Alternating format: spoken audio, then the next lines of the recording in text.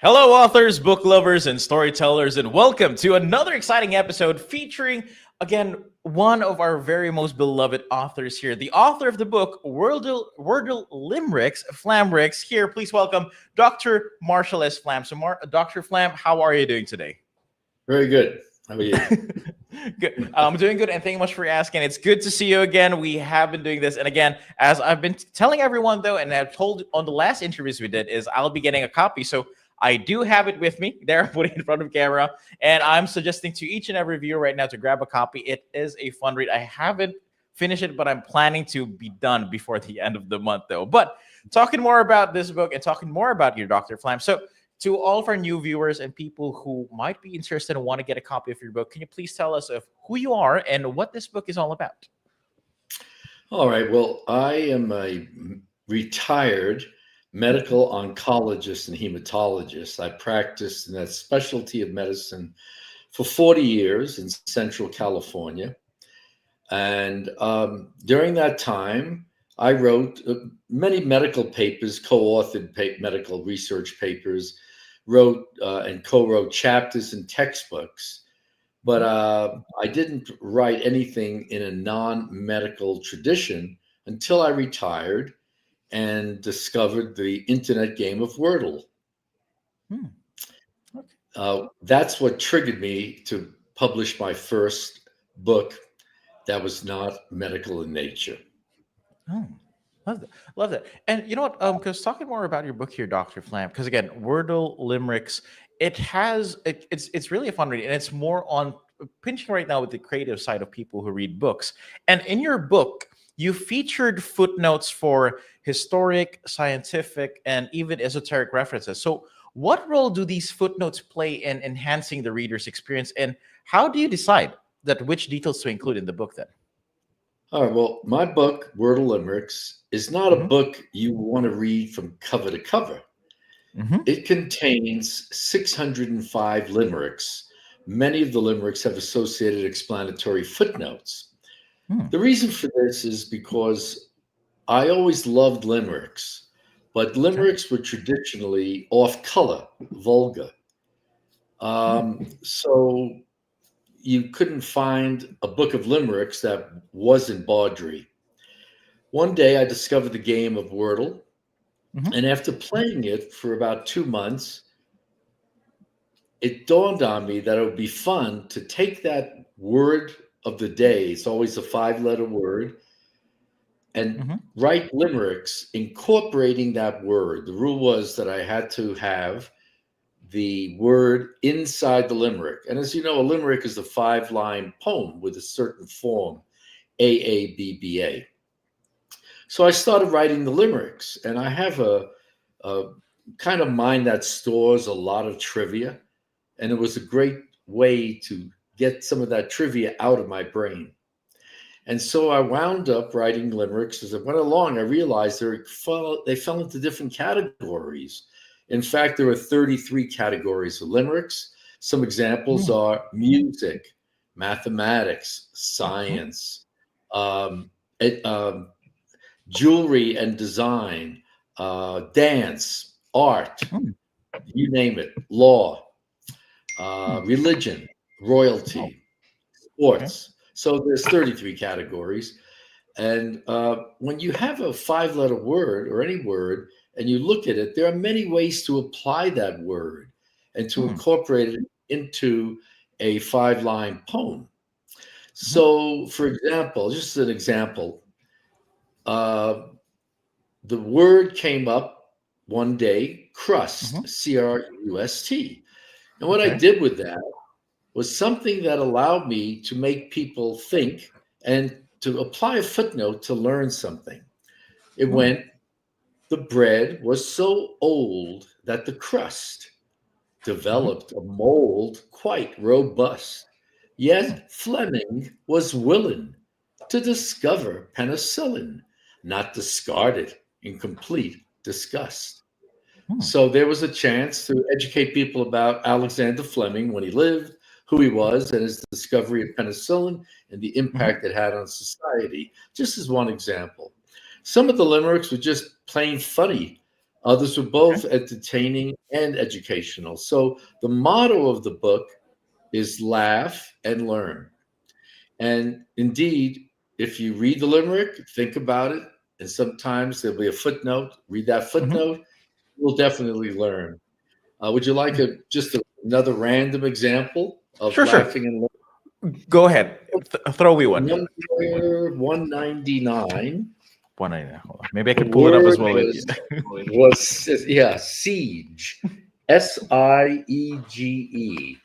And siege is a military term when an army encircles a city and Mm, mm, keeps people from leaving and wears them out. In any case, this particular limerick teaches people the origin of a well-known pastry called the croissant. And it mm, goes, mm. the second siege of Vienna in 1683 ended when Ottoman Turks were forced to flee. With the arrival of the détente, Viennese bakers invent the croissant, which you'll find today in every bakery. The footnote elaborates the details. After a long siege, both sides were running out of supplies, and the Ottoman soldiers decided to dig under to invade. However, they chose the bakery to dig under. Bakers were Okay. there baking, and they heard the noise. They called the army, and the army collapsed the floor on them. That ended the siege. The Ottoman Turks were through, and so they left. And the King of Vienna awarded the bakers with a chance to invent a new pastry. So they took the symbol of the Ottoman flag, Mhm, the scythe, mhm. and used that to shape their pastry or the croissant. So there's lots of things to learn when you read this book, but it's a mishmash of different things you learn. It's a book of trivia to which a poetry is applied. Mm, okay, love that. Because I've been thinking, and I'm also reading it. I'm also reading the siege part here on that was Limerick 199, and Yeah. yeah, it really But has again. if you go to the footnote, it describes the whole history Yeah, and, and and I, how I it was came trying. I'm about. trying to. I'm trying to try to make this work as well, and talk about footnotes here again. And I see the footnotes here at the end part, and I'm Yeah, really loving how this is being done. And it's really, and again, putting in humor and putting in education is something that, again, it's also what you're doing here. But one thing that I just want to clarify, just want to, because again, you both enjoy humor and education. So do you think that and then you has told us that you find it that it's something that a lot of readers can go for, but is the combination of the two really something that people can really help people in engaging more deeply with subjects that might otherwise feel dry or intimidating, like humor and I think education go hand in hand when it comes with that? yeah, people don't learn well when things are dry and humorless. I Hmm. think that there's if you take each of the categories and Okay. separate them from the others, you would potentially have a shorter book in a particular subject, say music, that Hmm. would be very funny for people to read Okay. and also educational. So allow me to give you Mhm. an example. Love that. In page 256, limerick number 256. Hmm. Um, the word of the day was nasty, and Okay. this is not as educational as it is funny. A soprano who lives in Tallahassee Hmm. has a voice both nasty and raspy, for she sings through her nose, which alters the air flows. She'll sing at the Met after rhinoplasty. Love that. So, and the Met is the Metropolitan Opera House. So that's the general idea. That one didn't have a lot of educational value, but Hmm. it's funny, and It's so funny. Yes. Yes. they vary a great deal. So another example of a funny one Sure. that has slight educational value. Just read it one more. Was the Okay. word colon, COLON. This one kind of is funny, but makes you think. An anxious man named Nolan suffered from an irritable colon. Whenever he ate Hmm. gluten, he couldn't stop tooting, as he had only a semicolon. Okay. So think about that. Love that. I really love that. And okay, because again, there is something really magical, and I do understand though, because if you add humor onto something that, only if you, even though if it's something that's dry, intimidating, going back with that topic, adding humor adds a little flair, and it makes you remember these stuff. Like I do remember that siege part because that was the thing you shared with me when we had our first interview, and I remembered it Uh-huh. so clearly because it was something that really tickled my funny bone when I was thinking about it, and I'm reading it and really just bringing those memories that we had in the conversation. Like, yeah, it makes me remember things, and I laughed about it. And but one more thing, because you're Dr. Flam, it's because you're talking about wordles, talking about limericks, talking about information as well. But what was the main reason? Like, because again, you could write limericks, like you could write it, but what triggered you to use Wordle for your limericks then? Well, in actuality, I didn't know about Wordle when it first came Oh, out. I was introduced to it by my stepdaughter, and so I started playing the game, and I enjoyed it. I shared it with a few people, friends of mine that share, how many guesses it takes you to get the five-letter word.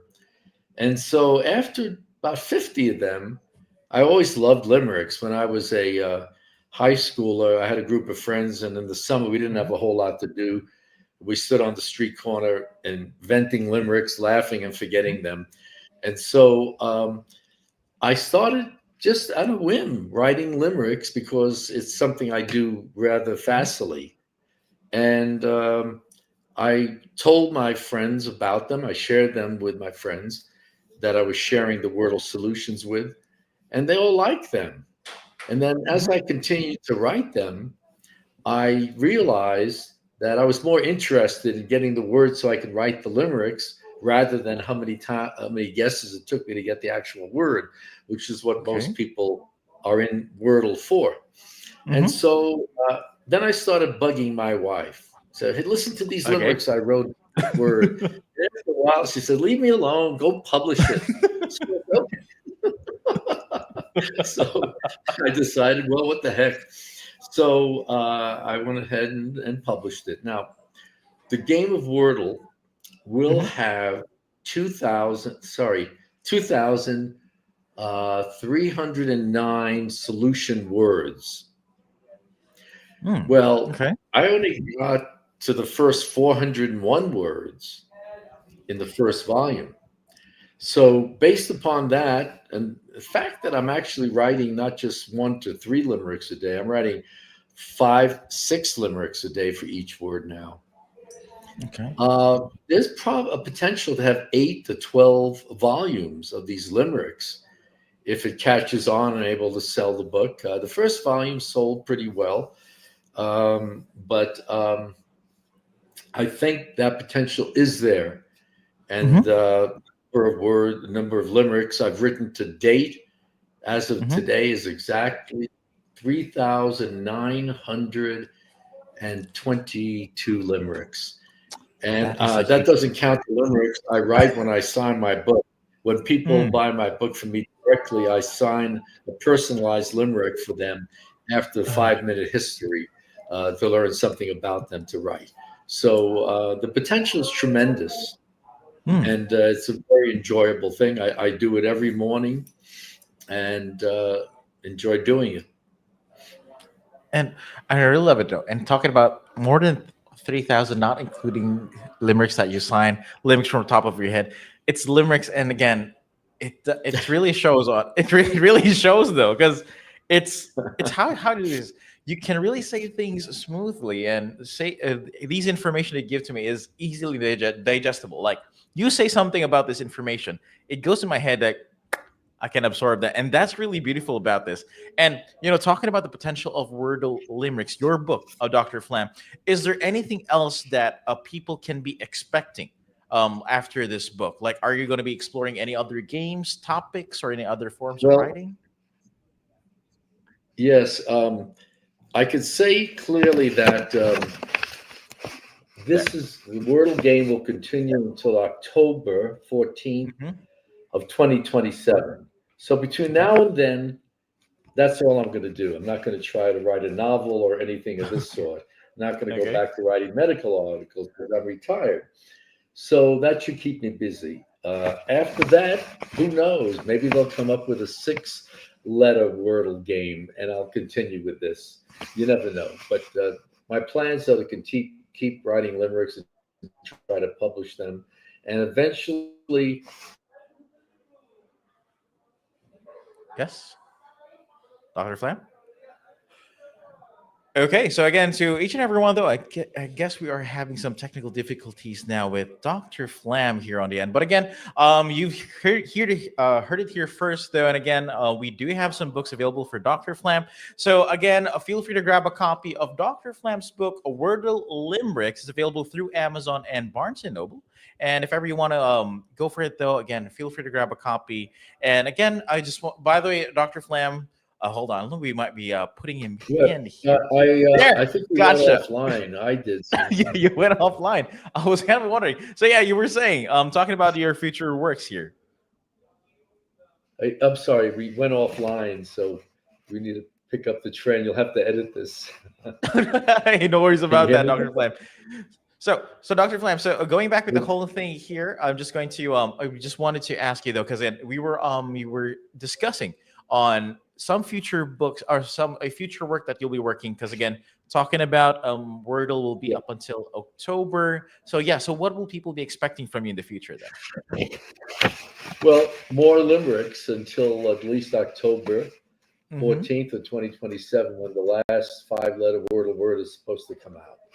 I have no other plans to do anything else because I'm too busy doing other things like skiing, playing tennis, traveling, cooking. I'm a busy guy, enjoying my retirement very much. So, plus I have a pretty large family, 10 grandkids, one in the oven. So, hey, it's something that I love doing. Again, you know what? And you know, Dr. Flam, I really love to hear that. And we're also excited to have it. And once I'm done with this, I'm going to be. I'm not understanding. I'm sorry. Oh, sorry about that, Dr. Flam. But hey, Dr. Flam, again, I just want to say though, thank you very much for your time today. Really appreciate it. And again, once I'm done reading this book, once I get through it, I'm going to be purchasing the next one, and I'm looking forward to the updated one, which is again, you'll still continue writing Wordles, and who knows, you might be cooking something else in the future once we're done with the Wordle Limericks. Okay, so we'll see. I'm totally addicted to limericking at this point in time. So, may I read you one more before we go? Yeah, I'd love that. One more before we wrap this up. Let's go. Right. For the word pound, that illustrates an educational limerick and a funny, clever limerick. All right. So pound. Britain traded the euro for the pound. A decision thought to be profound. When they left the EU, they told Europe to go screw. Not everyone thought Brexit was sound. There's a footnote on the EU and on Brexit. But on the second limerick on the pound is a little more humorous. They are so gorgeously round, forming a perfect mound. With a nipple of a navel, your taste buds they'll enable. Oranges, $2 to the pound. I don't know what you were thinking before I came up with the last line, but many men think it's something else than oranges. You get my meaning. Yes, I do get the meaning with that. I'm trying to process it. Like I'm processing it. Like... it just leads you down the pathway thinking about breasts until the last line. When yeah, that was the thing. Like, because you read the build-up was there. I was thinking about example of this book. There's 605 in this edition, and in volume 2, which I hope will be coming out soon, there'll be over 1,000 limericks. But yeah, hopefully we can get that though. Again, Dr. Flam, I really appreciate it. Again, to all of our viewers, though, again, grab a copy of the book. It's available through Amazon and Barnes & Noble. And of course, you can also visit Dr. Flam's website. So Dr. Flam, could you please plug in your website and where people can get a copy as well? Oh, your website, Dr. Flam. Do you have? I'm really breaking up here. Yeah. So where's your website? Wordle Limerick, WordleLimericks.net, WordleLimericks.com.